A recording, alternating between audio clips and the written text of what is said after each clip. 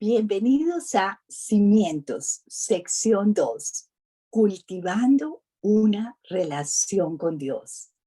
En esta sección vamos a ver dos capítulos. Capítulo 4, el Espíritu de Dios vive en todos los que creen en Cristo. Capítulo 5, vivir en una comunión con Dios de minuto a minuto. Vamos a empezar entonces con capítulo 4. El Espíritu de Dios vive en todos los que creen en Cristo. Y me encanta esta ilustración de esta fotografía, porque ustedes ven que hay solo una personita iluminada. Y así pasa cuando no hemos recibido a Cristo en nuestro corazón. Estamos apagados, estamos desconectados de Dios. Esta personita es una excelente ilustración de que cuando recibimos a Jesús, el Espíritu de Dios vive en todos los que creen en Cristo y empezamos a tener una vida con Él. Vamos a ver qué dice esta sección de cimientos.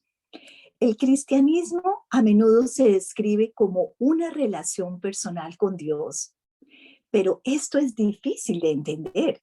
¿Cómo podemos mantener una relación con Dios con alguien que no podemos ver o tocar o oír? Los discípulos sintieron esa misma frustración justo antes de la crucifixión de Cristo. Se preguntaron cómo podrían continuar amando a Cristo y ser amados por Él después de la muerte.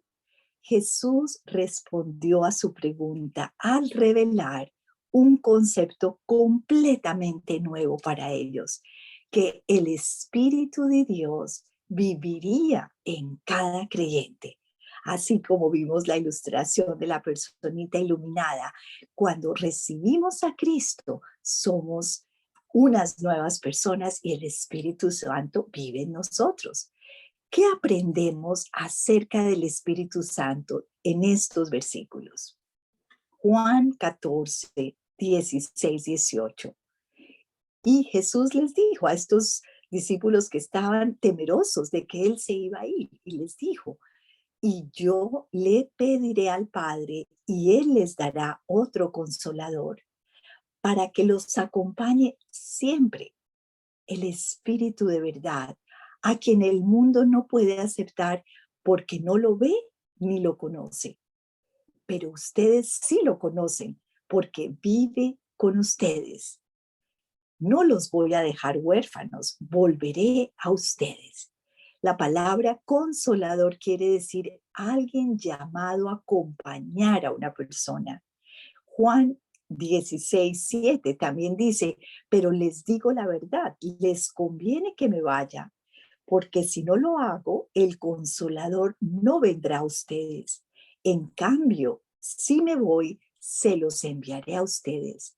Jesús dice que es bueno y que Él se va, pero que va a venir el Espíritu Santo.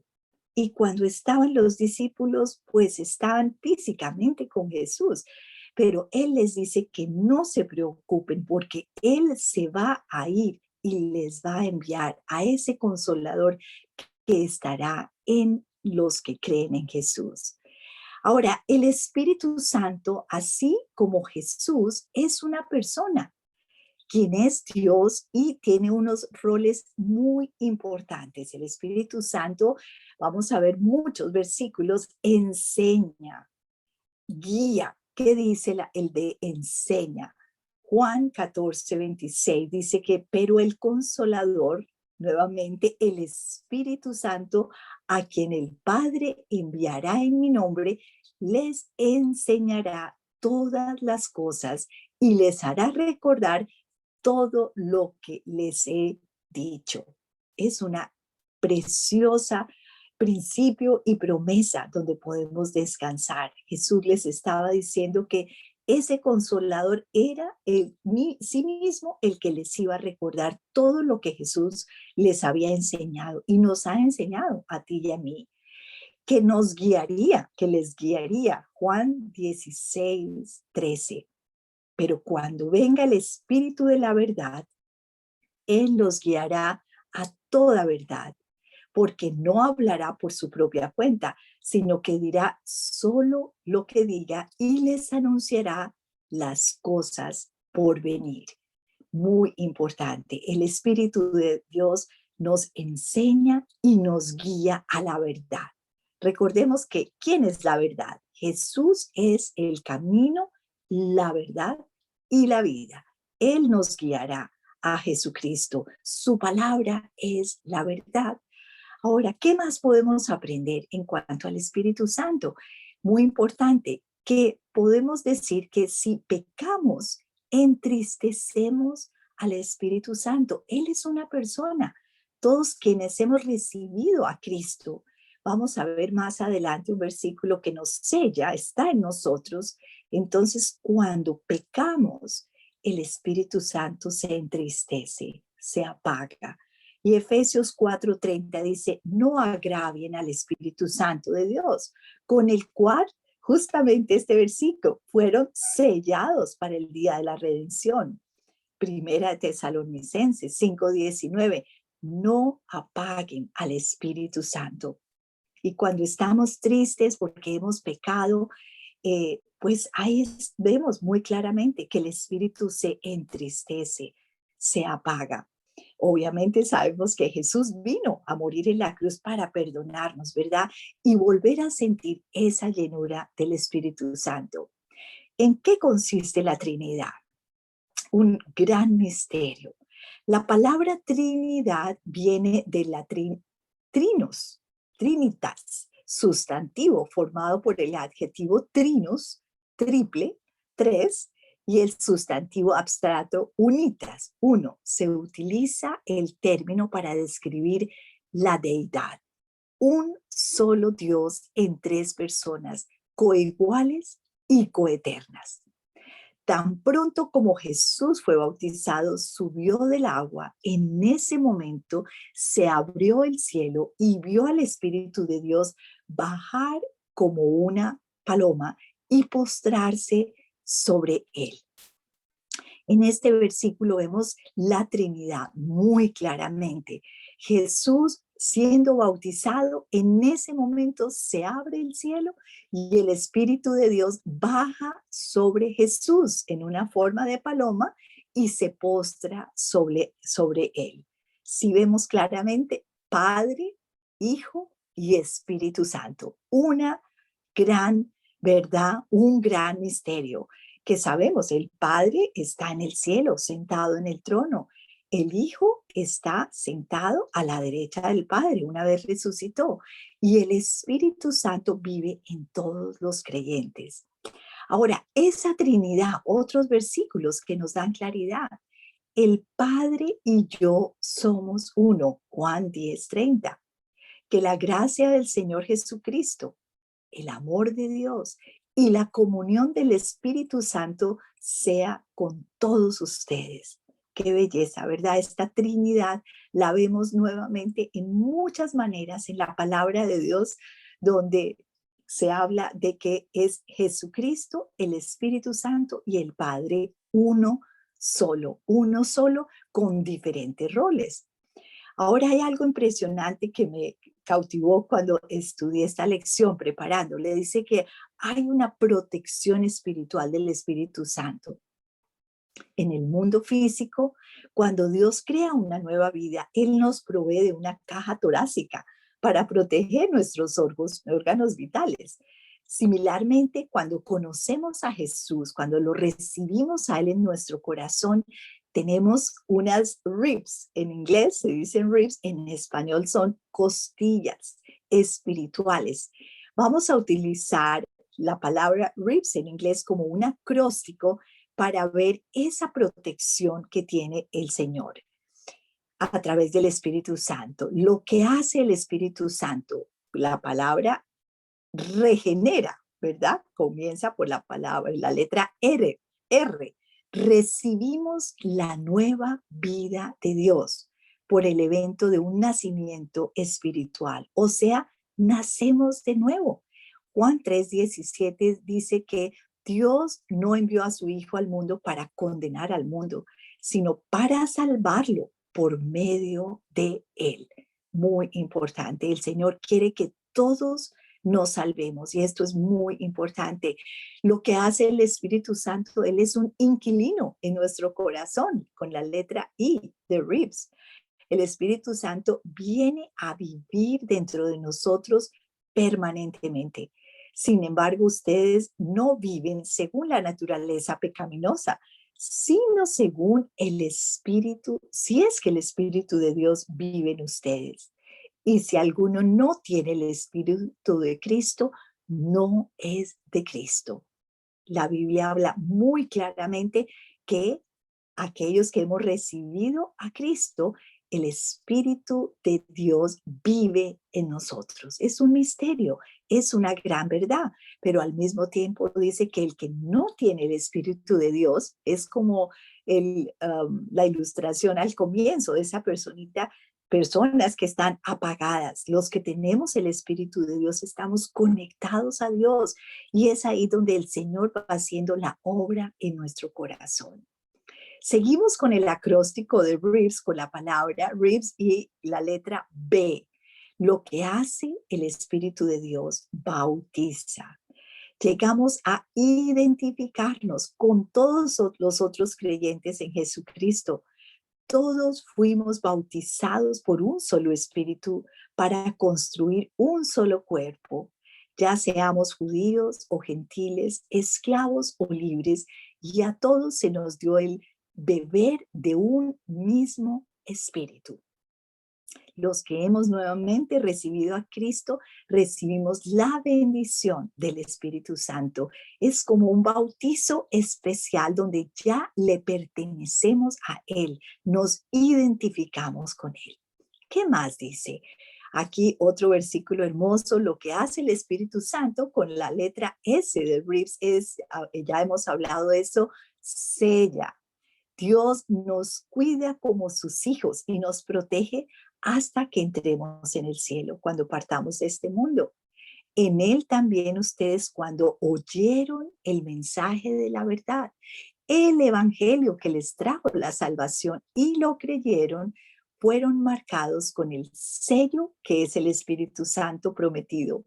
Este garantiza nuestra herencia hasta que llegue la redención final del pueblo adquirido por Dios para alabanza de su gloria.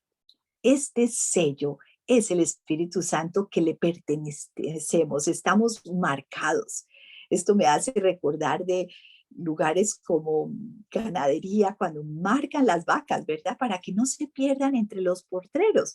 Y con los nombres, las letras del dueño, del nombre de la granja, igual el Señor nos sella con la presencia del Espíritu Santo. Somos su propiedad. Nadie podrá quitarla de las manos del Señor. ¿Qué resultado podemos obtener al tener el Espíritu Santo en nuestra vida?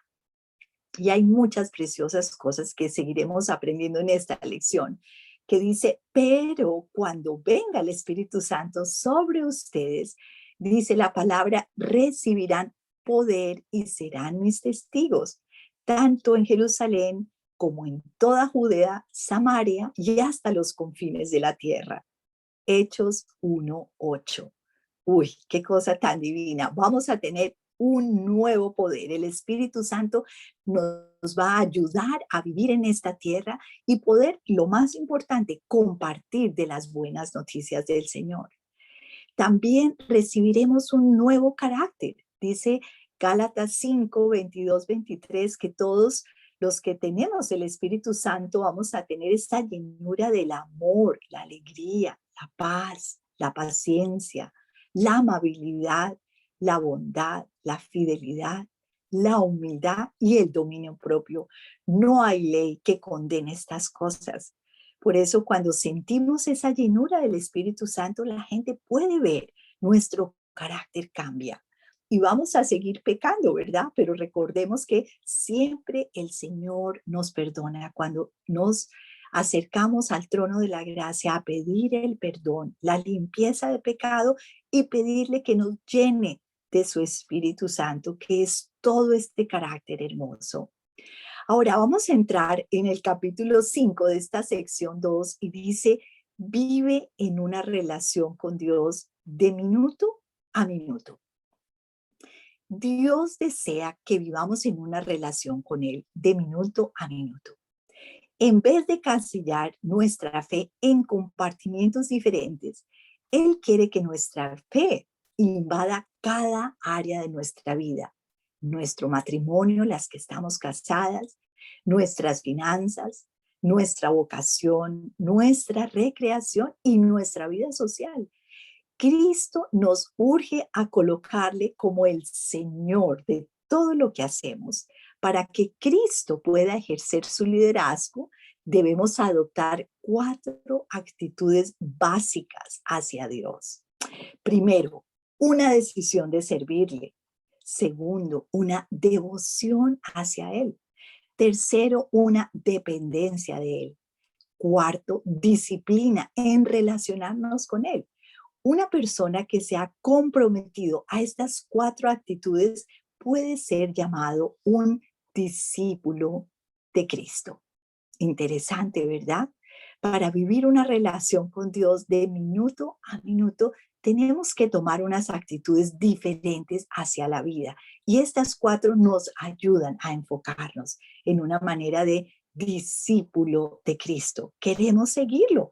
Eso es lo que se llama discípulo de Cristo, que le seguimos a Él. Un compromiso inicial de discipulado, ya dijimos, es una decisión de servirle. Ofrecer tu vida al servicio de Dios. Un discípulo es un individuo que desea vivir bajo el liderazgo de Cristo en todo lo que hace. Y vamos a ver 2 pasajes bíblicos que nos ayudan a pensar. Dice, no ofrezcan los miembros de su cuerpo al pecado como instrumentos de injusticia. Al contrario, ofrezcan más bien a Dios como quienes han vuelto de la muerte a la vida, presentando los miembros de su cuerpo como instrumentos de justicia. Qué belleza, ¿verdad? Nuestro cuerpo le pertenece al Señor y Él quiere que lo ofrezcamos como instrumento de justicia, de honrarle a Él. Romanos 12, 1, 2 es una belleza. Dice, por lo tanto, hermanos, tomando en cuenta la misericordia de Dios, les ruego que cada uno de ustedes en adoración espiritual ofrezca su cuerpo como sacrificio vivo, santo y agradable a Dios. No se amolden al mundo actual, sino sean transformados mediante la renovación de su mente. Así podrán comprobar cuál es la voluntad de Dios, buena, agradable y perfecta. Eso es lo que Dios quiere, que seamos transformados. ¿Y cómo vamos a ser transformados? A través del Espíritu Santo. Él nos va a ir mostrando esas áreas de nuestra vida, la tuya y la mía, que necesitan ser rendidas al Señor. Todas las áreas. Evaluemos nuestro compromiso actual con Cristo en una escala de 1 a 10. ¿Cómo está nuestro corazón? ¿Les hemos entregado todas las áreas de nuestra vida o más o menos? Todas estamos luchando, ¿verdad? Ahí estamos en una escala de 1 a 10 en diferentes áreas. Podríamos pensar en un círculo, ¿verdad?, que represente nuestra vida. En ese círculo habría muchas áreas de nuestra vida, las finanzas, nuestro matrimonio, las que estamos casadas, nuestros hijos, el trabajo, y una parte de ese círculo representaría tu vida espiritual. Este círculo sería como un modelo de vida. Una parte de tu vida sería tu relación con Dios. Pero lo que realmente Dios quiere no ser una parte de ese círculo. Dios quiere estar en el centro de ese círculo, que tu relación con Dios y la mía sea el centro de ese círculo y todas las demás áreas alrededor le impacten al Señor. Yo también comparo eso como un pie, ¿verdad? Las que estamos aquí en Estados Unidos entendemos la palabra pie, o en algunos países también se usa, pero lo que queremos saber es que no queremos que nuestra vida sea un pedazo del pie, sino la base del pie, que todo impacte nuestra vida. Ahora, la segunda parte en ese discipulado, en ese seguir a Dios, es la devoción. Devoción es el deseo de agradar a Dios en todo lo que hacemos y tener una relación estrecha con Él. Devoción es vivir con la mentalidad de que estamos en una relación de amor con el Dios del universo. Y miren estos versículos. Nuevamente Romanos 12:2, lo repetimos aquí muy lindo, dice, no se amolden al mundo actual, sino seamos transformados mediante la renovación de nuestra mente. Así podremos comprobar cuál es la voluntad de Dios, buena, agradable y perfecta. No podemos ser transformados sino a través de la obra del Espíritu Santo nuevamente. Y es en esa devoción hacia Dios. En conclusión, ya sea que comamos o bebamos o hagamos cualquier cosa, hagámoslo todo para la gloria de Dios. Primera de Corintios 10:31. ¿Cómo cambiaría tu vida con esta actitud? Si realmente tuviéramos esa actitud de devoción, que todas nuestras vidas impactaran al Señor, ¿cómo cambiaría nuestra vida? Porque Él obra a través del Espíritu Santo. La tercera cosa es la dependencia. Dependencia es darse cuenta que no tenemos la habilidad de vivir la vida que Cristo desea que nosotros tengamos por nuestra propia cuenta y necesitamos recurrir al poder del Espíritu Santo que mora en nosotros. Es esa dependencia, es la expresión nuestra de fe consciente y constante en el poder de Dios. Gálatas 5:16 dice, así que les digo, vivan por el Espíritu y no según los deseos de la naturaleza pecaminosa. No se emborrachen con vino que lleva al desenfreno. Al contrario, sean llenos del Espíritu Santo. ¿En qué área estás ejerciendo la dependencia de Dios? ¿En qué área estás ejercitando la independencia de Dios? Bueno, es algo para pensar, ¿verdad? Y entregarle esas áreas donde todavía queremos hacerlo a nuestra manera y no la manera del Señor. Y es con la ayuda de Él, porque somos frágiles, pecadoras, lo necesitamos. Las disciplinas del discípulo, aquí la cuarta y última, muy importante. Las disciplinas de un discípulo son hábitos sanos para tener y mantener una buena relación con Dios. Un discípulo es una persona que sigue o practica las acciones de disciplinas de su maestro. Estas incluyen obediencia a la palabra de Dios, oración fiel, asistencia a una iglesia local y el estudio bíblico. La motivación para tener estas disciplinas no debe ser en un sentido de obligación o pereza, sino de amor y deseo de conocer mejor a Dios. Primera de Timoteo 4:8 nos inspira y dice, pues aunque el ejercicio físico trae algún provecho, la piedad es útil para todo, ya que incluye una promesa, no solo para esta vida presente, sino también para la venidera. Entonces, hay cosas como muy prácticas que podemos incluir en nuestra vida diaria para poder ser realmente un discípulo de Jesús.